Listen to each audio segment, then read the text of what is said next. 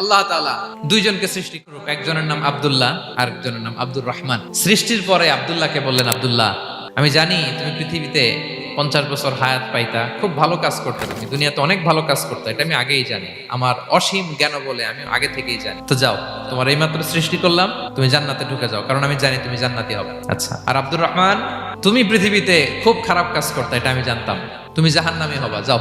যেহেতু আমি জানি পরীক্ষার আর দরকার নেই, তোমারে জাহান্নাম দিয়ে দিলাম, যাও ঢুকে যাও। আব্দুল্লাহ ঠিকই জান্নাতে ঢুকে যাবে, আব্দুর রহমান কি ঢুকবে? সে বলবে, আল্লাহ এইমাত্র আমারে বানাইলেন, সৃষ্টি করেই বলতেছেন তুমি জাহান্নামে যাও, আর বলতেছেন আমি জানি দুনিয়াতে পাঠালে তুমি খারাপ কাজ করবা, তুমি জাহান্নামী হবা, পাঠানোর আর কি দরকার, আগে থেকে জাহান্নামে যাও। আল্লাহ আপনি জানলে জানতে পারেন, আমি তো জানি না, ঠিক কিনা বলেন?